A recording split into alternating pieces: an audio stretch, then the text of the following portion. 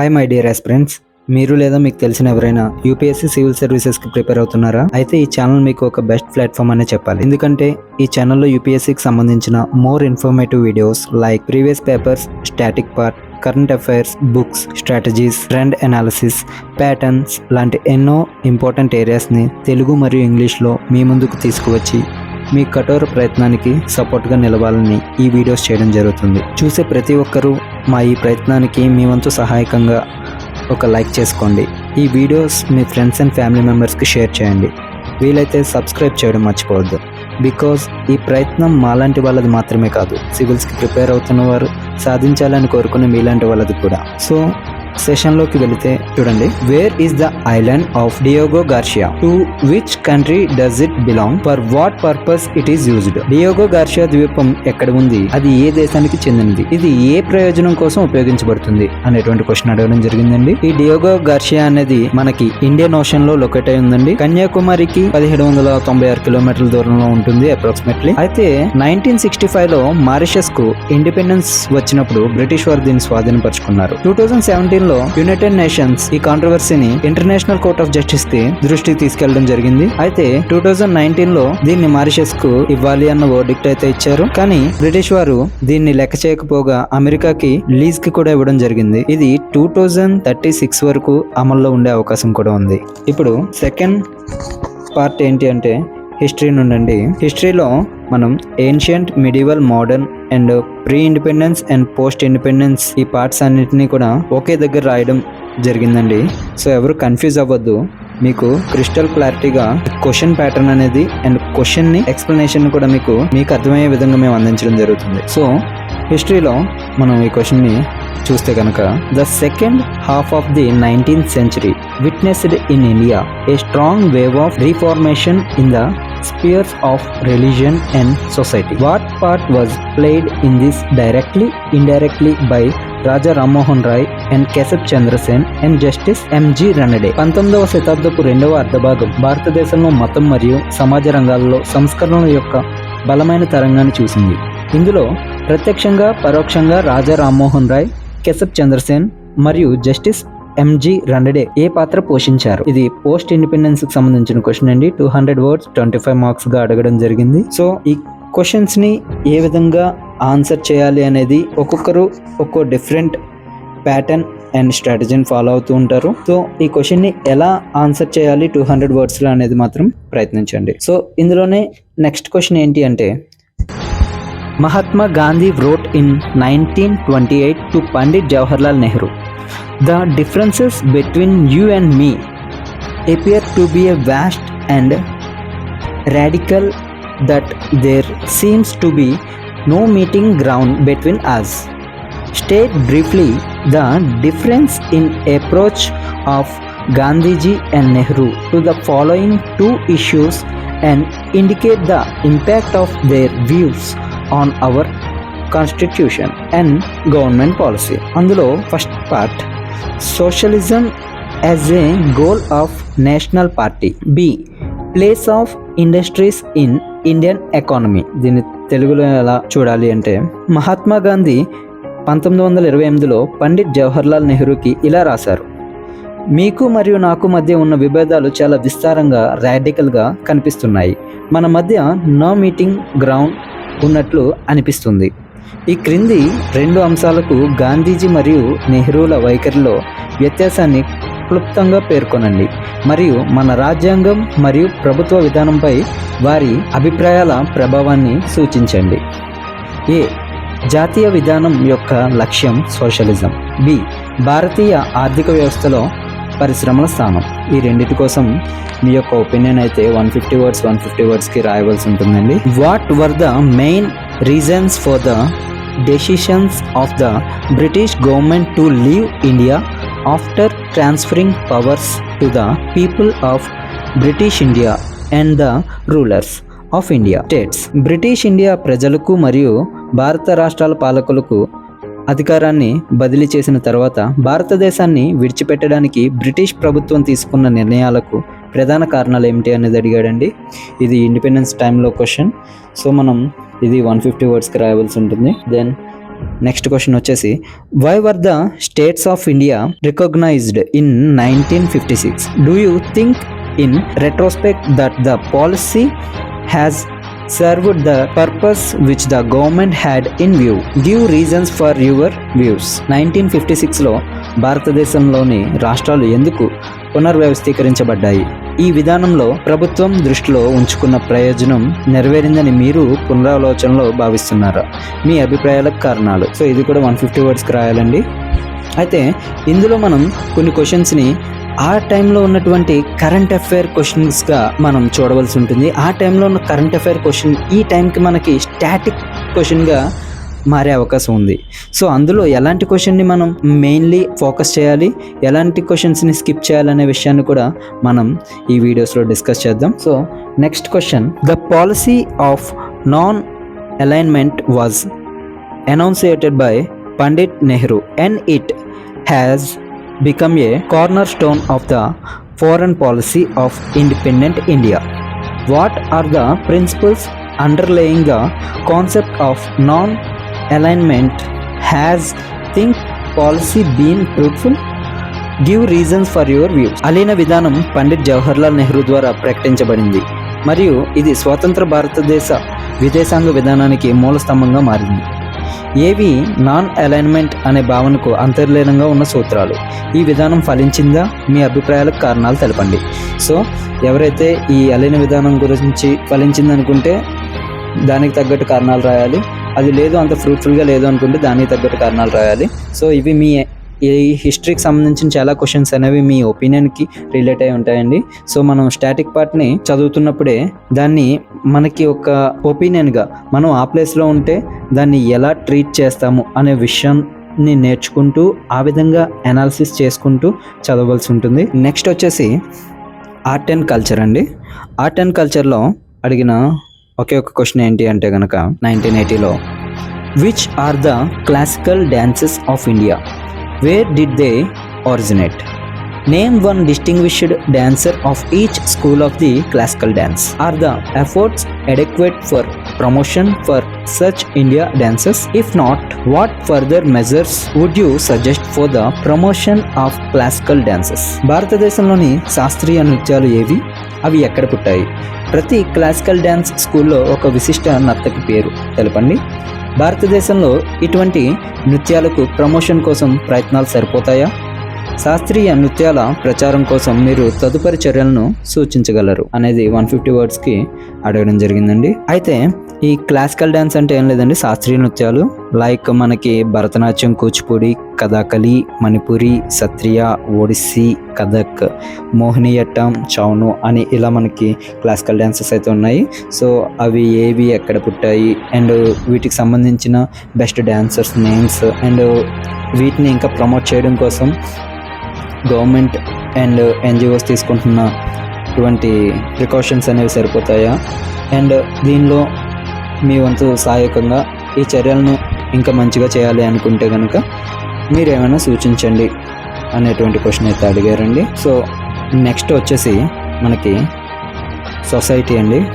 సొసైటీలో అడిగిన ఒకే ఒక క్వశ్చన్ ఏంటి అంటే కనుక మన the most striking changes in our social life today is the improved status of women. Who and what organizations helped their cause, enabling them to attain their present status?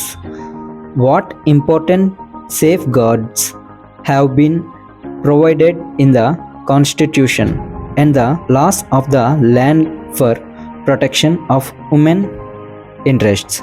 In what directions are further legal measures for their protection call for అనేటువంటి question 200 వర్డ్స్కి 25 marks అడగడం జరిగింది. ఈరోజు మన సామాజిక జీవితంలో అత్యంత అద్భుతమైన మార్పు స్త్రీల యొక్క మెరుగైన స్థితి. వారి ప్రస్తుత స్థితిని పొందేందుకు ఎవరు మరియు ఏ సంస్థలు సహాయం చేశాయి? మహిళల ప్రయోజనాల పరిరక్షణ కోసం రాజ్యాంగం మరియు భూమి యొక్క చట్టాల్లో ఏ ముఖ్యమైన రక్షణలు అందించబడ్డాయి?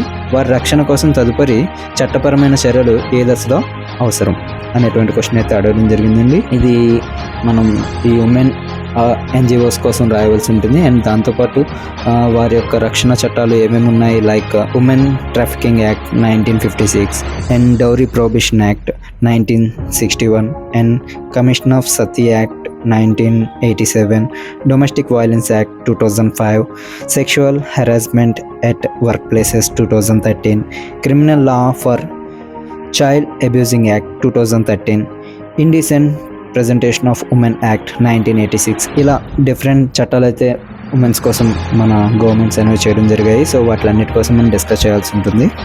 నెక్స్ట్ వచ్చేసి పాలిటీ అండి. ఈ పాలిటీలో 2018 ఫస్ట్ క్వశ్చన్ ఏంటి అంటే, bonus ordinance issued by the president in ఆగస్ట్లో రాష్ట్రపతి జారీ చేసిన బోనస్ ఆర్డినెన్స్ కోసం అడిగాడు. సో ఆర్డినెన్స్ అంటే ఏమీ లేదండి, ఇప్పుడు మనకి పార్లమెంట్ సెషన్స్ అనేవి జరుగుతూ ఉంటాయి కదా. ఈ పార్లమెంట్ సెషన్స్ అనేవి జరిగిన టైంలో ప్రెసిడెంట్ ఒక యాక్ట్ ని చేయవలసి ఉంటే, ఒక అత్యవసర పరిస్థితిలో ఒక యాక్ట్ ని చేయవలసి ఉంటే కనుక దాన్ని ఆర్డినెన్స్ అంటారు. ఈ ఆర్డినెన్స్ ని 6 months లో మళ్ళీ పార్లమెంట్ సెషన్ జరిపి దాన్ని యాక్ట్ గా మార్చాల్సి ఉంటుంది. 2 houses కూడా ఒబే చేసి, లోక్సభ అండ్ రాజ్యసభ కూడా. లేదంటే కనుక ఆ ఆర్డినెన్స్ అనేది వర్క్ చేయడం ఆగిపోతుంది. Next, in many democratic countries radio and television are not under the control of the state. Do you think that the same policy should be adapted in India? Mention briefly the points in favour of and against such a step. అంటే లేదండి, అనేక ప్రజాస్వామ్య దేశాల్లో radio మరియు television రాజ్య నియంత్రణలో లేవు. భారతదేశంలో కూడా అదే విధానాన్ని అవలంబించాలని మీరు భావిస్తున్నారా? అటువంటి దశకు అనుకూలంగా మరియు వ్యతిరేకంగా ఉన్న అంశాలను క్లుప్తంగా పేర్కొనండి. సో ఈ క్వశ్చన్ని మీ ఒపీనియన్లో రాయవలసి ఉంటుందండి. Next question, what are the respective roles of the political leadership and the parliament civil services governance of India? What steps, if any, in your view have to be taken to secure better appreciation of the functions of the civil services and to secure their proper and efficient functioning? భారతదేశ పాలనలో రాజకీయ నాయకత్వం మరియు శాశ్వత పౌర సేవల సంబంధిత పాత్రలు ఏమిటి? సివిల్ సర్వీసెస్ యొక్క విధులు మెరుగుపరచడానికి మరియు వాటి సమర్థవంతమైన పనితీరును భద్రపరచడానికి మీ దృష్టిలో ఏమైనా చర్యలు తీసుకోవాలా? అవి ఏ చర్యలు అనేటువంటి క్వశ్చన్ అయితే అడిగారు. Next, appraise the performance of the public sector enterprises in India with reference to their objectives and the role assigned to them. Give your concrete suggestions for toning up their performance. భారతదేశంలోని ప్రభుత్వ రంగ సంస్థల పనితీరును, వాటి లక్ష్యాలు మరియు వాటికి కేటాయించిన పాత్ర గురించి అంచనా వేయండి. వారి పనితీరును మెరుగుపరచడానికి మీ నిర్దిష్ట సూచనలను అందించండి అన్నటువంటి క్వశ్చన్ అయితే అడిగారు.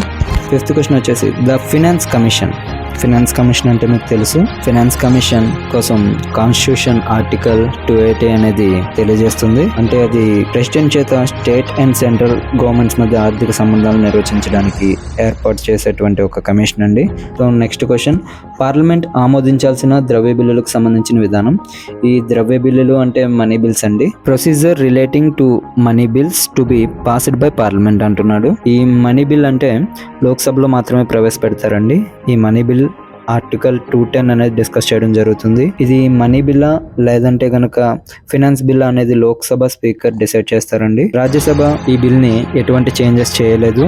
జస్ట్ ఇలా చేస్తే బాగుంటుంది అని సిఫార్సు మాత్రమే చేయగలదు. ఈ బిల్ ని లోక్సభలో ఆమోదించిన తర్వాత రాజ్యసభకు పంపించాల్సి ఉంటుంది. అది 14 days లోపు అయితే రిటర్న్ లోక్సభకి రావాల్సి ఉంటుంది. ఒకవేళ లేదు అంటే కనుక రాజ్యసభ దాన్ని డిక్లేర్ చేసినట్టుగా లోక్సభ కన్సిడర్ చేస్తుంది. సో అండ్ ఇంకొక విషయం ఏంటి అంటే కనుక రాజ్యసభలో ఏవైనా ఇన్స్ట్రక్షన్స్ ఇచ్చినప్పటికీ మనీ బిల్లో దాన్ని ఫాలో చేయొచ్చు, లేదంటే కనుక ఇగ్నోర్ కూడా చేయొచ్చు అండి. Next, fundamental duties of Indian citizens, భారతీయ పౌరుల ప్రాథమిక విధులు.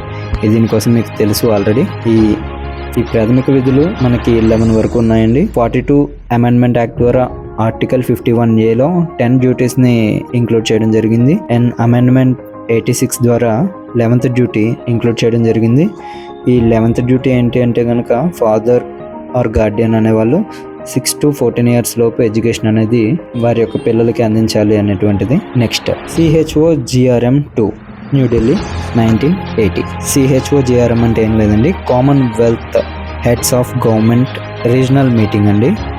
ఇది న్యూఢిల్లీలో 1980లో జరిగింది, సెప్టెంబర్ 8. సో దీన్ని పిఎం ఇందిరాగాంధీ హోస్ట్ చేయడం జరిగింది. ఇందులో కామన్వెల్త్ కంట్రీస్ లీడర్స్ అనే వాళ్ళు పార్టిసిపేట్ చేసి వారి యొక్క బెనిఫిట్స్ అండ్ ఫర్దర్ అప్రోచ్మెంట్స్ ఎలా ఉండాలి అనేటువంటి మీద వాటిపై డిస్కషన్ అనేది చేస్తారండి. నెక్స్ట్ ఇంటర్నేషనల్ రిలేషన్స్ అండి.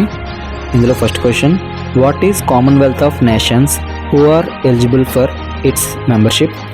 What are its aims and how does it function? Has member left the Commonwealth? దేశాల కామన్వెల్త్ అంటే ఏమిటి? దాని సభ్యత్వానికి ఎవరు అర్హులు? దాని లక్ష్యాలు ఏమిటి?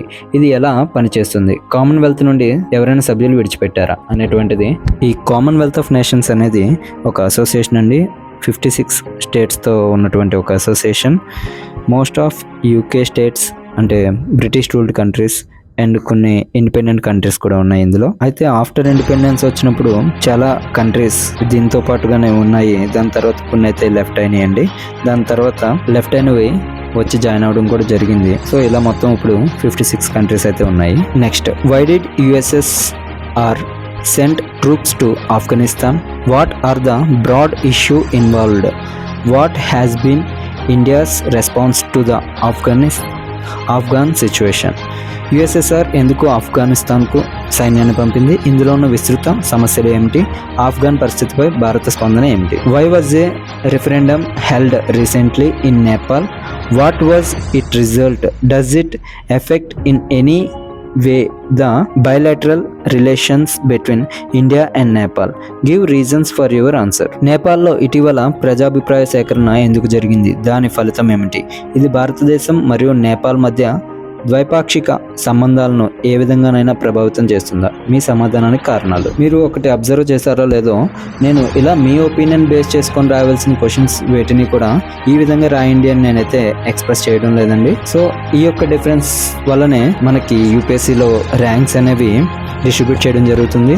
దీన్ని మనం టెస్ట్ సిరీస్లో ఇంప్రూవ్ చేసుకోవాల్సి ఉంటుంది. సో ఎక్కడైతే మనకి స్టాటిక్ ఆర్ జీకే పార్ట్గా కొన్ని డెఫినేషన్స్ అయితే ఉన్నాయో వాటిని నేను ఖచ్చితంగా డిస్కషన్ అయితే చేస్తున్నాను. Next, review briefly the present state of India's economic relations with the neighbouring countries Pakistan, China, Nepal, Bangladesh, Burma and Sri Lanka, and indicate how the mutual interacts of India and these countries could be promoted through bilateral economic cooperation. Identify a few areas or projects in which it would be in our interests to secure the cooperation of one or more of our neighbours. పొరుగు దేశాలైన Pakistan, China, Nepal, Bangladesh, Burma మరియు శ్రీలంకలతో భారతదేశ ఆర్థిక సంబంధాల ప్రస్తుత స్థితిని క్లుప్తంగా సమీక్షించండి మరియు ద్వైపాక్షిక ఆర్థిక సహకారం ద్వారా భారతదేశం మరియు ఈ దేశాల పరస్పర ప్రయోజనాలను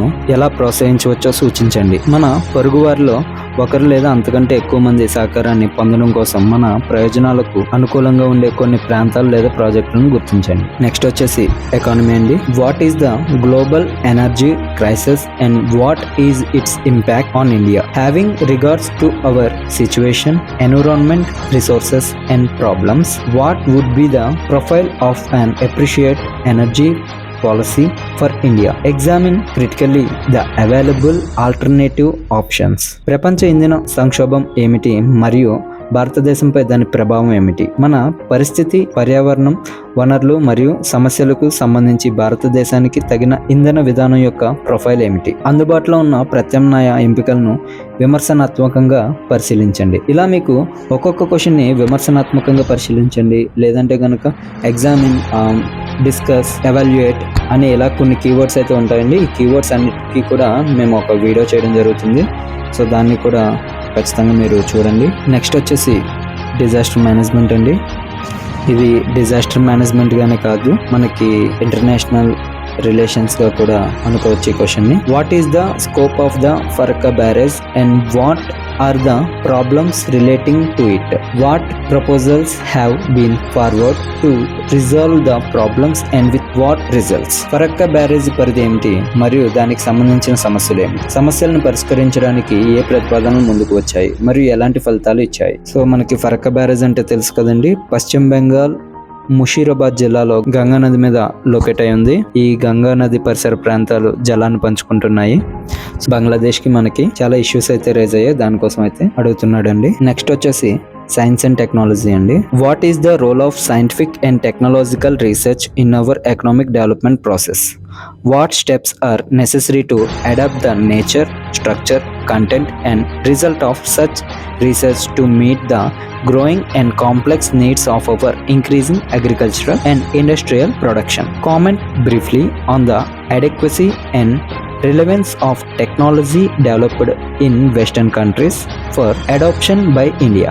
Is it necessary or feasible for India to achieve scientific and technological self sufficiency? మన ఆర్థిక అభివృద్ధి ప్రక్రియలో శాస్త్రీయ మరియు సాంకేతిక పరిశోధనల పాత్ర ఏమిటి?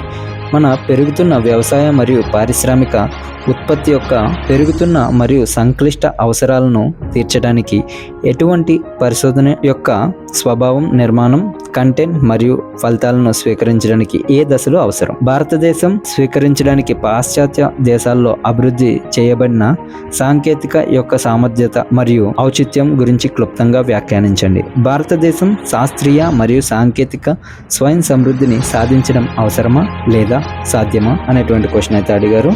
ఇవి మనకి చాలా వ్యాస్ట్ అండ్ బ్రీఫ్ ఐడియాతో ఉన్నటువంటి క్వశ్చన్స్ అండి. మోస్ట్లీ 500 words 65 marks ఇలా అడిగేటువంటి ఛాన్సెస్ ఉన్నాయి ఆ టైంలో. అండ్ ఇప్పుడు కూడా ఇలాంటి క్వశ్చన్స్ అయితే రైజ్ అవుతూ ఉన్నాయండి. Next question, evaluate the impact and implications of the Pokhran test and the launching of the Rohini with particular reference to India. Pokhran test మరియు రోహిణి ప్రయోగం యొక్క ప్రభావం మరియు చిక్కులను భారతదేశానికి ప్రత్యేక సూచనలతో అంచనా వేయండి. మీకు తెలుసు కదండి, పోఖ్రాన్ టెస్ట్ అంటే రాజస్థాన్లోని పోఖ్రాన్ అనే ప్లేస్లో చేయడం జరిగింది. ఇందులో ఫస్ట్ ఆఫ్ ఆల్ 1974లో May 8న స్మైలింగ్ బుద్ధ అనే పేరుతో చేశారండి. ఇది ఇండియన్ అటామిక్ రీసెర్చ్ సెంటర్ వాళ్ళు, BARC వాళ్ళు నిర్వహించారు. అప్పుడు ప్రధానమంత్రి ఇందిరాగాంధీ గారండి. అండ్ పోఖ్రాన్ టెస్ట్ 2 అనేది 1998 మేలో అటల్ బిహారీ వాజ్పేయి గారు ప్రభుత్వం ఉన్నటువంటి టైంలో చేయడం జరిగింది. సేమ్ ప్లేస్ అండి, ఇది కూడా పోఖ్రాన్ రాజస్థాన్లోనే. అయితే ఈ పోఖ్రాన్ టెస్ట్ గుర్తుగా May 11న నేషనల్ టెక్నాలజీ డేగా జరుపుతున్నారండి అప్పటి నుండి. Next question, what is the scope of the Silent Valley project and what are the issues which have been raised in relation to it? Having regard to the different views expressed, how should the central government proceed further in regard to this project? ఇది మనం GK క్వశ్చన్గా కూడా consider చేయొచ్చండి.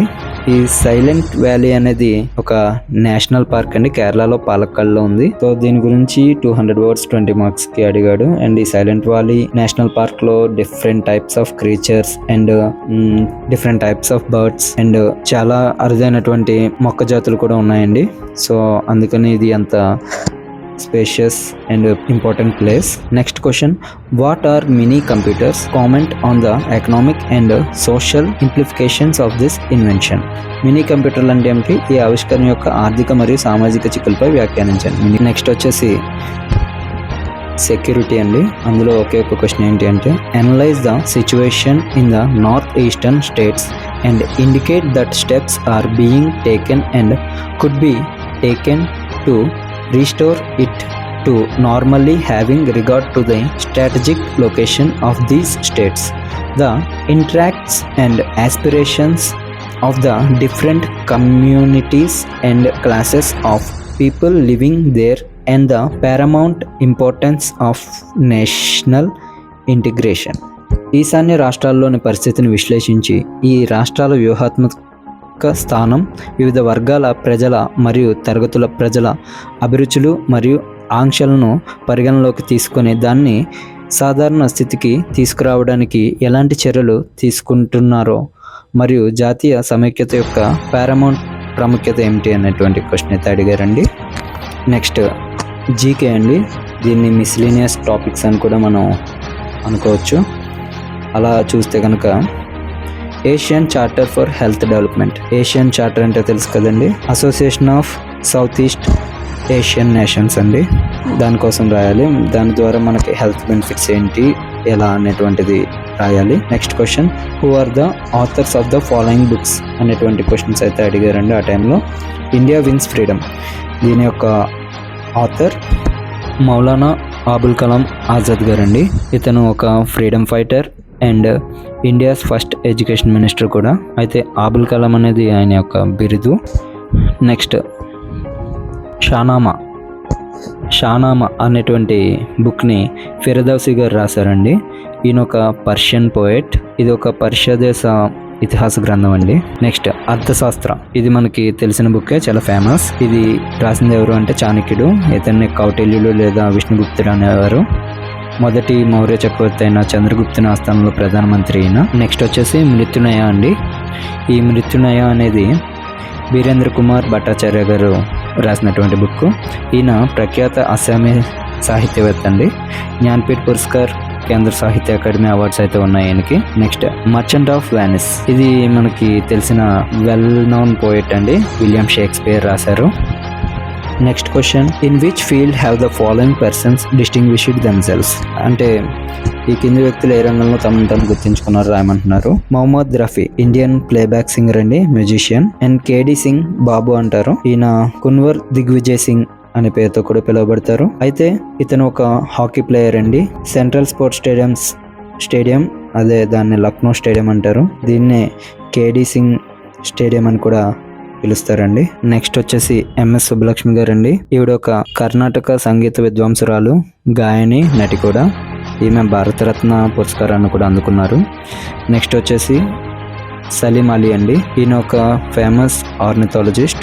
Ornithology అంటే birds కోసం research చేసేటువంటిదండి. ఈయన్నే bird man of India అని కూడా కాల్ఫర్ చేస్తారు. నెక్స్ట్ వచ్చి పీటర్ సెల్లర్స్. ఈయన ఒక యాక్టర్ అండ్ కమెడియన్. ఈయన BBC రేడియోలో ఫస్ట్ కామెడీ సిరీస్ ని అందించారండి, గూన్ షో అని. ది గూన్ షో అంటారు.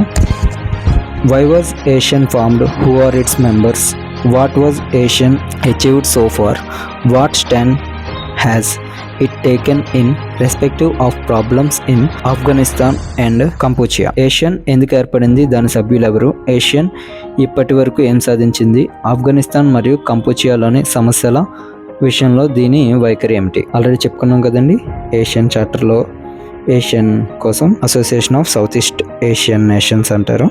దీని గురించి రాయవలసి ఉంటుంది.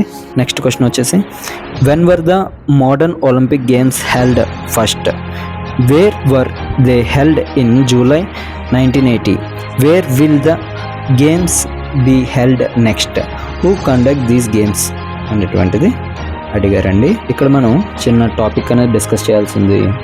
అదేంటి అంటే కనుక మనకి ఒలింపిక్స్ అనేవి 2 టైప్స్ ఉంటాయండి, ఏన్షియంట్ అండ్ మోడర్న్. ఇందులో మనకి 776 BC నుంచి 393 AD వరకు ఒలింపిక్స్ అనేవి జరిగేవండి. వాటిని ఏన్షియంట్ ఒలింపిక్స్ అనేవారు. ఇది 393 ADలో స్టాప్ అయిపోయింది.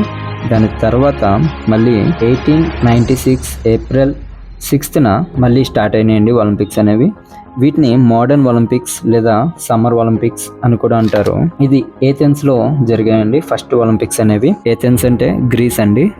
Next, what do the interlinked 5 rings on the Olympic flag representation? Which country leads the march of the participants on the opening day of the games? And which country comes last in this march past? Name the mascot adopted for the next Olympic games అనేది అడుగుతున్నాడు. మనకి ఒలింపిక్స్కి 5 rings అనేవి ఉంటాయి. ఈ 5 ringsలో కూడా rings అనేవి interlink అయి ఉంటాయి. అందులో మనకి blue, yellow, black, green, red అనే రింగ్స్ ఉంటాయి. అయితే ఈ 5 rings ఇంటర్లింక్ అయి ఉండడానికి కారణం ఏంటి అంటే, ఈ 5 rings ఎలా అయితే కలిసి ఉన్నాయో ఈ కాంటినెంట్స్ కూడా ఎప్పుడు ఇలాగే కలిసి ఉండాలి అని దాన్ని 1913లో డిజైన్ చేయడం జరిగింది. దాని యూసేజ్ మాత్రం 1920 నుండి అమల్లోకి వచ్చిందండి. Next question and last question, what are the main reasons for the decline in the standard of hockey played in India? What remedial measures would you suggest అనేటువంటి క్వశ్చన్. భారతదేశంలో ఆడే హాకీ స్థాయి క్షీణించడానికి ప్రధాన కారణాలు ఏమిటి? మీరు ఎలాంటి నివారణ చర్యలు సూచిస్తారు? సో ఇవ్వండి, ఈ క్వశ్చన్స్ అండ్ ఆన్సర్స్ని మీరు ప్రాక్టీస్ చేయడానికి ట్రై చేయండి. ఖచ్చితంగా ఈ వీడియో మీకు హెల్ప్ఫుల్ అయ్యిందని అనుకుంటున్నాను. ఇవే కాదండి, అండ్ ఇలాంటి ఇంపార్టెంట్ టాపిక్స్ని ఈ ఛానల్లో డిస్కస్ చేయడం జరుగుతుంది. మీకు ఎలాంటి డౌట్ ఉన్నా సరే కామెంట్ సెక్షన్లో కామెంట్ చేయండి. ఖచ్చితంగా దానికి మేము రిప్లై ఇవ్వడం జరుగుతుంది. అండ్ ఒకవేళ కనుక ఎక్కువ మంది ఆ కామెంట్ మీద ఇంట్రెస్ట్ చూపిస్తే కనుక దాని మీద ఒక వీడియో కూడా చేసి మీకు ఆ డౌట్ని క్లారిఫై చేయడం జరుగుతుందండి. So thanks for watching and don't forget to subscribe. Thank you.